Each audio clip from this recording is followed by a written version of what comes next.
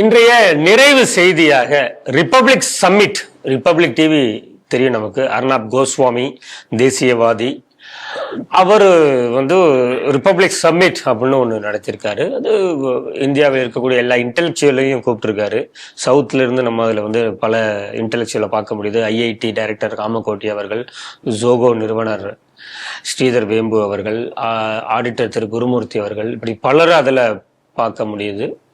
அதில் பிரதமர் மோடி பேசும்போது பல்வேறு விஷயங்களை இந்தியா குறித்து பேசியிருக்காரு. அதை பற்றி உங்களுடைய பார்வை சார். இந்த ரிப்பப்ளிக் டிவி சம்மிட்டில் பல விஷயங்களை அடிக்கோடிட்டு காட்டியிருக்கிறார் பிரதமர் நரேந்திர மோடி. குறிப்பாக இந்தியா வேகமாக வளரும் நாடு, அப்படி மட்டும் இல்லை, அது ஒரு நம்பகமான ஒரு கூட்டாளியான ஒரு நாடு அப்படிங்கிறதையும், ஒரு வலிமையான நாடு இந்தியா, அதே நேரத்தில் மற்ற நாடுகளோடு சேர்ந்து பயணிக்கக்கூடிய ஒரு நாடாக இருக்கிறது, நம்ப தகுந்த ஒரு நாடாக ரிலையபிள் பவர் அப்படிங்கிறாரு. அதுக்கப்புறம் இந்தியா அப்படின்னு எடுத்துக்கிட்டாலே அது தேசம்தான் முதன்மை அப்படிங்கிற ஒரு பிரின்சிபல், அதுதான் கைடிங் ஃபோர்ஸ். அதை வச்சு தான் இந்த தாரக மந்திரமாக கொண்டு இந்த நாடு இயங்கி கொண்டு இருக்கிறது அப்படிங்கிறத சொல்லியிருக்காரு. அதை விட முக்கியமாக இந்த 12 ஆண்டுகளில் பெரிய எந்த ஒரு ஊழலும் இல்லாமல் சிறப்பான ஒரு ஆட்சியை கொடுத்துருக்குறோம். குறிப்பாக பல திட்டங்களை அவர் ஏழை மக்களுக்கான திட்டங்கள், ஜல் ஜீவனாக இருக்கட்டும், ஆயுஷ்மான் பாரதா இருக்கட்டும், பல திட்டங்கள் எந்த அளவுக்கு மக்களிடம் கொண்டு போய் சேர்ந்திருக்கிறது அப்படிங்கிற விஷயத்தை சொல்லிட்டு, இப்போ நடந்து கொண்டிருக்கக்கூடிய இந்த ஆட்சிங்கிறது ஏழை மற்றும் மிடில் கிளாஸ், அதிலே நியோ மிடில் கிளாஸுக்காக என்னென்ன திட்டங்கள் செய்திருக்கிறோங்கிறத ஹைலைட் பண்ணுறாரு. புதிதாக உருவான ஒரு மத்தியதர குடும்பங்கிறது ஒன்று, ஒரு நியோ மிடில் கிளாஸுங்கிறது, அப்புறம் ஏழைகளுக்கான திட்டங்கள் என்ன அப்படிங்கிறத ஒரு விஷயத்த சொல்கிறாரு. அதுக்கு அடுத்து என்ன சொன்னால், இந்தியாவில் வளர்ச்சியை தடுப்பவர்கள், வளர்ச்சிக்கு தடையாக இருப்பது எது அப்படின்னா, உள்நாட்டில் இருக்கக்கூடிய பல நேரங்களில் ஏற்படக்கூடிய சட்டம் ஒழுங்கு. வெளிநாடுகள்லேருந்து போர் மூலம் ஒரு நாடே ஸ்தம்பிச்சு எந்த ஒரு வளர்ச்சியும் இல்லாமல் இருக்குங்கிறத பார்க்குறோம். இப்போ ஈரானில் சண்டை நடந்துகிட்டு இருக்கு, அங்கேருந்து இந்த பெட்ரோல் எங்கேயுமே போக முடியாதனால, எல்பிஜினால பல நாடுகளில் அத்தியாவசிய பொருட்கள் விலை உயர்வு, விலையேற்றம் இருக்கு. இப்பொழுது ஐக்கிய அமீரகத்திலிருந்து பலர் சொந்த நாடுகளுக்கு திரும்பக்கூடியது, அங்கே பல பேர் வேலையில் இருக்கிறதுக்கான பிரச்சனை இருக்குது அப்படிங்கிறது மாதிரி சொல்கிறாங்க. பலரும் என்ன அங்கே நடக்கும், இப்போ போர் நடந்துகிட்டு இருக்கு, அதாவது சம்பாதிக்கிறது இதெல்லாம் போய் தாண்டி ஒருத்தன் வேலை பார்க்குறான். இப்போ நேற்று பார்த்தீங்கன்னா ஒரு எல்பிஜி ஒரு கம்பெனியில் ஃபயர் நடந்திருக்குது, அதில் 18 இந்தியர்கள் இறந்து போயிருக்காங்க அப்படிங்கிறாங்க.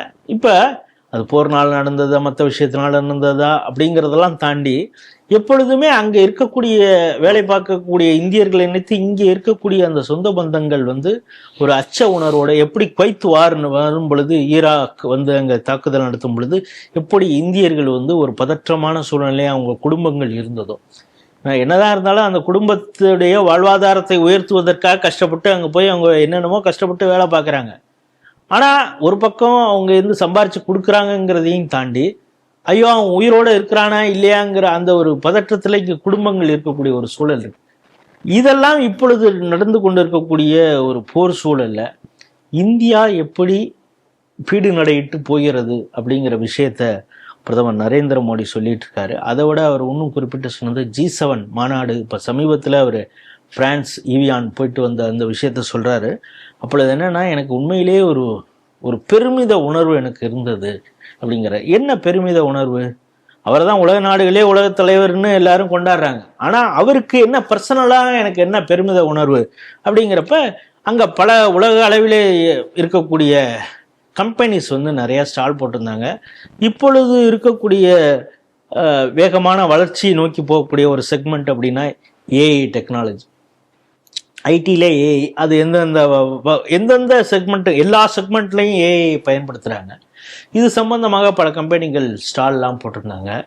நான் அப்போ போகும் பொழுது ஐரோப்பியர்கள் அங்கே குறிப்பாக இளைஞர்கள் பெரிய அளவில் ஒரு ஸ்டாலை மொய்ச்சிக்கிட்டே இருந்தாங்க. எல்லாரும் அங்கே போய் என்னென்னமோ போய் பார்த்துக்கிட்டு இருந்தாங்க. அப்படி என்னடா அந்த ஸ்டாலில் இருக்குன்னு நானும் பிரான்ஸ் அதிபர் மேக்ரானும் இப்படி போனேன். அங்கே போன உடனே எனக்கு அப்படி ஒரு பெருமித உணர்வு. தென்காசியில் தான் சிஇஓ உட்காந்துருக்கான், ஆனால் அவனுடைய ஆஃபீஸ் அவனுடைய கம்பெனிக்கு இவ்வளவு பேர் இளைஞர்கள் அந்த ஸ்டாலை வந்து பார்க்குறாங்களே அப்படின்னு சொல்லி ஜோஹோ ஸ்ரீதர் வேம்புவை அவர் பெருமையாக அந்த சம்மிட்டில் சொன்னோடனே ஸ்ரீதர் வேம்புவே எழுந்திருச்சுன்னு அந்த அவருடைய பாராட்டுகளை அவர் வாங்கி கொண்டார். ஏன்னா எனக்கு யூரோப்பில் போய் நின்று நம்மளுடைய ஒரு இந்திய கம்பெனிக்காக ஐரோப்பிய இளைஞர்கள் நமக்கு ஏதாவது அங்கே வேலை கிடைக்குமாங்கிறதையும் தாண்டி அதில் இருக்கக்கூடிய தொழில்நுட்பம் எவ்வளவு உலகத்திற்கு அது நன்மை பயக்கக்கூடியதாக இருக்கிறது அப்படிங்கிறது, அதில் நம்மளுடைய பங்களிப்பு கொடுக்க வேண்டும்னு ஐரோப்பிய இளைஞர்கள் நினைக்கிறாங்க. ஒரு இந்திய கம்பெனிக்கு எந்த அளவுக்கு ரெக்கக்னேஷன் வந்திருக்கு அப்படிங்கிற விஷயத்த அவர் சொல்றாரு. அதை விட இந்த நாடு தடை இல்லாமல் வளர்ச்சி போகணும்னா உள்நாட்டு சட்டம் ஒழுங்கு பிரச்சனை இல்லாமல் இருக்கணும். அதற்கு பெரிய ஒரு அச்சுறுத்தலாக இருந்தது மாவோயிசம். மாவோயிசம் தன்னுடைய கடைசி சுவாசத்தை மூச்சு இழுத்துக்கிட்டு நம்ம ஆக்சிஜன் லெவல் குறைஞ்சிக்கிட்டே வரும்ல, அதை பார்த்துக்கிட்டே இந்த இது பார்த்துட்டு இருப்போம். அது 80, 60, 40 அப்படின்னா இனிமேல் தேராதுங்க அப்படின்னு ஒரு 35 வந்து நிற்கிது. அது 35 சரலன்னு 95க்கெலாம் போகிறதில்ல, 98க்கெலாம் போகிறதில்ல. ஒரு 30, 35 இப்போதைக்கு அமித்ஷா கொண்டு வந்து நிறுத்தியிருக்கிறார். சரி, இந்த மாவோயிசத்தை கட்டுப்படுத்தியதுனால என்ன சாதிச்சிங்க அப்படின்னு பலர் கேட்குறாங்க. அதுக்கு அவர் என்ன சொல்றாருன்னா, 12,000 கிலோமீட்டர்கள் மாவோயிசம் கட்டுப்பாட்டிலே இருந்த பகுதிகளில் நாங்கள் ரோடு போட்டிருக்கோம். ரோடு போட்டோம்னா நீங்கள் ஆமாம் கவர்மெண்டோட வேலை ரோடு போடணும், இதில் என்ன பெரிய சாதனை அப்படின்னா, மாவோயிஸ்ட் பிடியில் இருந்தது. சரி, மாவோயிஸ்ட் பிடியில் இருந்தும் 12,000 ரோடுகளை நீங்கள் போட்டிருக்கீங்கன்னா என்ன பண்ணியிருக்கீங்க அப்படின்னு கேட்டிங்கன்னா, அதுக்கு வந்து ஹியூமன் ரிசோர்ஸ் எந்த அளவுக்கு ஆயிருக்கு பாருங்க. 25 பேர் அந்த கான்ட்ராக்டர் ஆளை அனுப்பிச்சு ரோடு போடுறதுக்கு 25 பேர் வேலை பார்த்தாங்கன்னா 200 போலீஸார்கள் அந்த 25 பேருக்கு பாதுகாப்பான்னாங்க. அப்படின்னா இந்த நாட்டுடைய ஹியூமன் ரிசோர்ஸ் எவ்வளவு வேஸ்ட். இப்ப அசோக் நகர்ல ரோடு போடணும், 25 அந்த கான்ட்ராக்டர் வச்சிருப்பாருப்பா. அந்த ஒருத்தன் அந்த கலவை போடுறதுக்கு, தார் கலவை போடுறதுக்கு ஒரு 5-6 பேர் இருப்பான். அதை வச்சு கொட்டுறதுக்கு ஒரு ஆள், பெரிய ரோலர் வச்சு ஓட்டுறதுக்கு ஒரு 2 பேர் இருக்கலாம். 10-20 பேர் இருக்காங்கன்னு வச்சுங்க.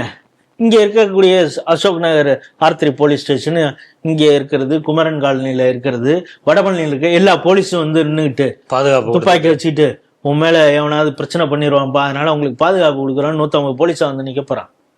அவன் பாட்டான் வேலையாது. நைட்டும் அதுவும் அடுத்த ராத்திரியில் உட்காந்து ரோடு போடுறாங்க, ஒரு பிரச்சனையும் இல்லை.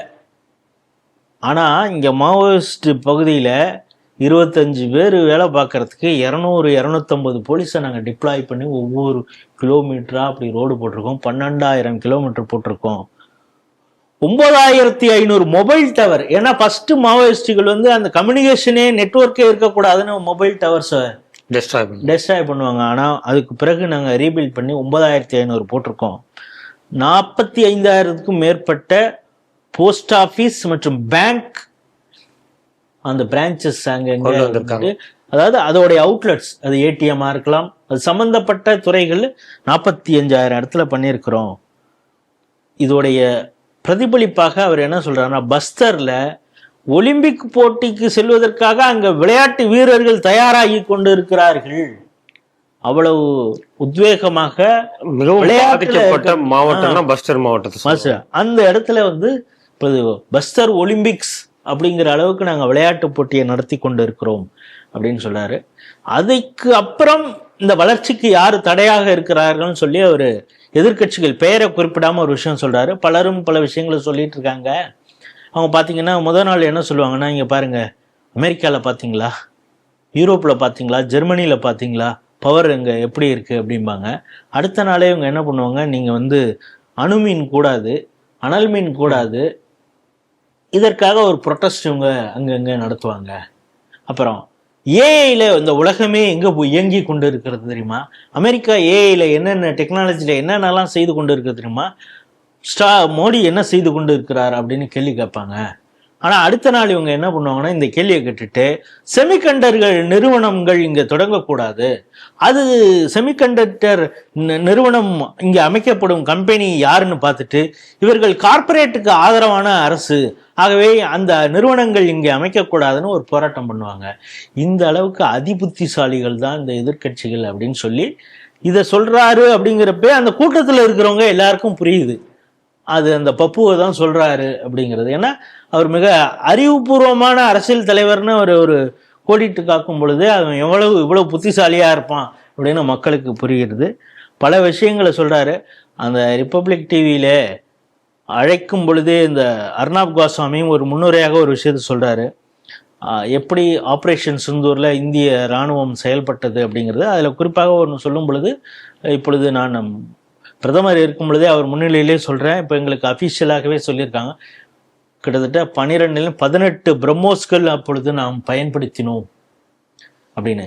20 ஆண்டுகளுக்கு முன்பாக அதற்கான டெஸ்ட் முடிஞ்சிருச்சு, தயாரிப்பு முடிஞ்சிருச்சு, யூஸ் பண்ணாமலே இருந்தோம். ஒரு பொருளை செஞ்சாச்சு, அது எப்படாண்டா யூஸ் பண்றது, வாய்ப்பு கிடைத்தது. அந்த யூஸ் பண்றதுக்கு ஒரு தைரியம் வேணும். நமக்கு அப்படிப்பட்ட தைரியமான பிரதமர் கிடைச்சதுனால தான் பிரம்மோஸை 12-18 யூஸ் பண்ணி நம்ம பாகிஸ்தானுக்கு யூஸ் பண்ணி அவங்களுக்கு புரிய வைத்திருக்கிறோம். இராணுவ பலத்தை காட்டிய ஒரு பிரதமராக நரேந்திர மோடி இருக்கிறாருன்னு அர்னாப் கோஸ்வாமி சொன்னார். அது எந்த அளவுக்கு உண்மைங்கிறது பார்க்குறவங்க எல்லாருக்குமே தெரிஞ்சிருக்கும். அவே அற்புதமான ஒரு ஸ்பீச். இப்போ என்னன்னா, அந்த ஸ்பீச்சை நம்ம தமிழ் படுத்தி அதை தமிழாக்கம் செய்து அதற்கான வாய்ஸ் ஓவர் கொடுத்து நம்ம சேனலில் போடணுங்கிறது ஆசை. இப்போ என்னென்னா, ஒரு டிவி அவங்க ஸ்பீச்சை எடுத்து அதை நம்ம தமிழ் படுத்தி போட்டோன்னா உடனே காப்பிரைட்ஸ் வந்துடுது. நம்ம தான் தமிழில் கொடுக்குறோம், ஆனால் அந்த வீடியோ ஃபுட்டேஜ் நீங்கள் அவங்கள்ட்டேருந்து எடுத்திருக்கீங்க அப்படின்னு காப்பிரைட்ஸ் பிரச்சனை இருக்குது. இருந்தாலும் அதை வேறு எப்படி செய்ய முடியும்? தூர்தர்ஷனில் அதுக்கான வீடியோ இருந்ததுன்னா அதை எடுத்து பண்ண முடியுமா, இல்லை பிரைம் மினிஸ்டர் ஹேண்டில் ஏதாவது வீடியோ வந்திருந்ததுன்னா அதை எடுத்து பண்ண முடியுமான்னு யோசிச்சுட்டு முழுவதுமாக அதை நம்ம தமிழாக்கம் செய்து போடணுங்கிற ஒரு ஆசை தானே. அந்த அளவுக்கு ஒரு வைப்ஸ் கொடுக்கக்கூடிய ஒரு ஸ்பீச்சாக தான் இது இருந்தது. அதை எல்லாரும் வாய்ப்பு இருக்கிறவங்க பாருங்கள். தூர்தர்ஷன்லையும் இருக்குது, ரிப்பப்ளிக் டிவிலையும் இருக்குது.